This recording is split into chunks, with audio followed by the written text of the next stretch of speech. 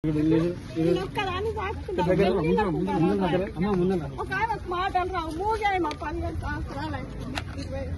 సమాధానం చెప్పండి. నా పిల్లగాడు ఒక్కడున్నాడు. ఎక్కడ నేను ఎట్లా సాగాలి? ఇల్లు కట్టుకున్నామని పిల్లలు 10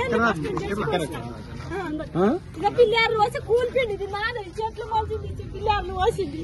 ఎంతమంది పిల్లలు? 4 పిల్లలు. ఒక పెద్ద మూగాయమ సాది సిరీస్ ఒకదాన్ని పెళ్లి చేసిన మొన్న బిడ్డ పెళ్లి అని చేస్తే అందాడు ఎట్లా లేచి ఇంకొక ఆమె పెళ్లికి ఉంది, పెళ్లి చేద్దామని నేను చెప్తానే ఉన్నా. మీటింగులు పెడితే మీటింగులకు కూడా వచ్చిన 5-6 సార్లు. ఎంఆర్ఓ పోయి ఇట్లా ధర్నా చేస్తే కూడా ధర్నా చేసినాం. కుంటోళ్ళం అందరం పోయి గుట్లా ఇంత చేస్తే కూడా ఇగో నిన్న మళ్ళీ అంతా కూలిపోయి నేను ఆ పిల్ల పెళ్లి ఎట్లా చేయాలి, ఆ పిల్లలని ఎట్లా సాకాలి, నేను ఎట్లా బతకాలి చెప్పుండి. ఇట్లా కూలిపోతే నేనేం చేయాలి? ఉండాలని సమాధానం చెప్పవా బాబు?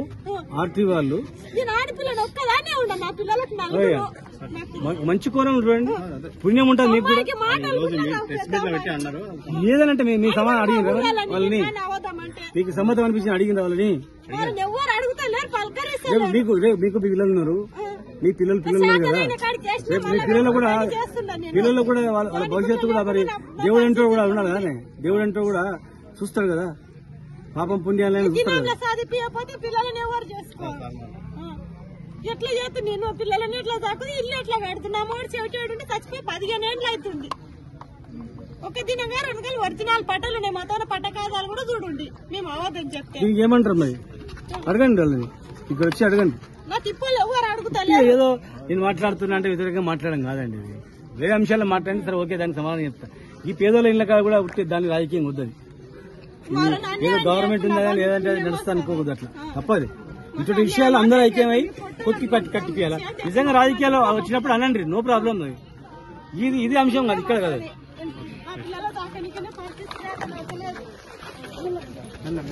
స్పందించాలి, ప్రజాప్రతినిధులు స్పందించి అండగా నిలబడాలి. ప్రతి పార్టీ వాళ్ళు కూడా స్పందించాలని చెప్పినాం. ఇది తప్ప అది తప్పు మాట్లాడుకుంటే వాళ్ళ విజ్ఞత వదులుతారు. మేము మాట్లాడడానికి చాలా మాట్లాడతాం, వద్దు అది. మాకు మళ్ళీ డైవర్షన్ వద్దు అంతా. వీళ్ళ గురించి తిట్లు పడడానికి సిద్ధం మేము, వీళ్ళ గురించి ఏం పోరాటం చేయడానికి సిద్ధం మేము. పేదల్లో ఇచ్చిన ఇండ్లు మళ్ళీ ఆ ఇండ్లు కట్టుకునేంత వరకు అండగా ఉంటాం. వాళ్ళని పోనీయం, జాగాలు వాళ్ళకి పోనీయం. ఒకవేళ దౌర్జన్యంతో ఇంకా అరాచకం మిలిటరీని తీసుకొచ్చి, ఇప్పుడు 400 మంది పోలీసులు తీసుకొచ్చి కాల్ చేసి కదా, మిలిటరీ తీసుకొచ్చి ఇంకేమన్నా చేసినా రేపు మళ్ళీ అవకాశం వస్తుంది. ప్రభుత్వం ఎప్పటికీ గవర్నమెంట్ ఉండవు. మా ప్రభుత్వం వచ్చినప్పుడు మేము ఖచ్చితంగా వాళ్ళకు ఇక్కడనే బ్రహ్మాండమైనటువంటి ఇండ్లు కట్టించి కూడా వాళ్ళకి ఇస్తాం. ఇప్పుడు కూడా చెప్తున్నాం, ప్రభుత్వం మా దగ్గర డబ్బులు ఏమని చెప్పండి, తలా ఇంత పైసలు వేసుకొని కట్టిద్దాం. అందరం కలిసి తలా ఒక రూమ్ కట్టిద్దాం అందరం కలిసి. కులగొట్టిన సమర్థించుకుంటూ మాట్లాడేది ఇది ఎక్కడ? దివ్యాంగులను కూడా కొట్టడం ఇంత కూడా కనికరం రాదా? ఇది కరెక్ట్ అని చెప్పండి. వీళ్ళ మునగొట్టింది వీళ్ళ ముందర కూర్చొని పెట్టుకొని చెప్పానండి. వీళ్ళ దగ్గర కూర్చొని పెట్టుకొని సరిగ్గా చేసినాను. మేము అనలేమా? ప్రజాప్రతినిధులకు తెలియకుండానే కులగొడతారా?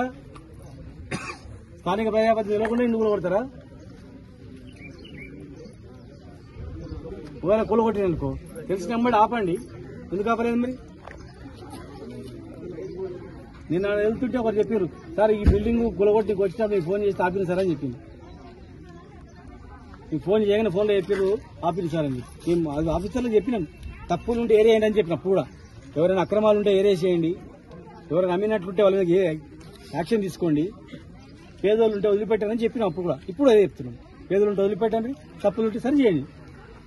అక్రమాలు ఎవరైనా అమ్మిన వాళ్ళు ఉంటే వాళ్ళు మట్టుకొచ్చి పెట్టేయండి.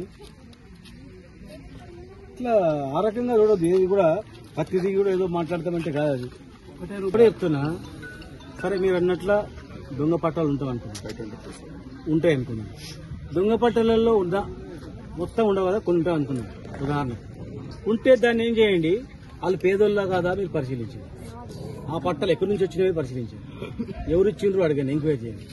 వాళ్ళు చెప్తారు, ఇప్పుడు కరెక్ట్ చెప్తారు. గోపాలన ఎలా ఇచ్చిండని చెప్తారు, అమ్మిండని చెప్తారు.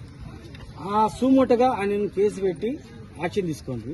వీళ్ళు పేదలు అయితే వీళ్ళకి పేదలకు పట్ట ఇచ్చేయండి, ఇందిరమ్మ పట్ట ఇచ్చేయండి, ఇందిరమ్మ కాలనీ పెట్టండి, ఇందిరమ్మ పేరు పెట్టండి.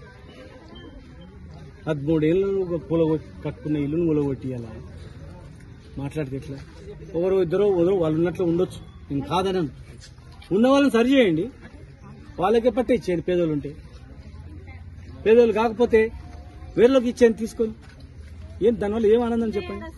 బిడ్డనే పుట్టింది కదా చూడు, ముగ్గురు ఆడపిల్లలు చూడాలి, నీకు ఒక బిడ్డ కదా,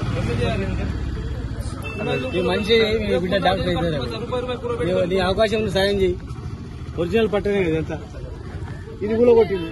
ఒరిజినల్ పట్ట ఉంది ఏం దీనికి దొంగతనం చేసుకుని కట్టుకున్నా కూడా చెప్పండి, నాకు తప్పుంటే ఒరిజినల్ పట్ట ఆయన వచ్చిన పట్ట ఇది ఒరిజినల్ పట్ట ఇది కూడా కొట్టింది. ఏం సమాధానం చెప్తారు చెప్పండి.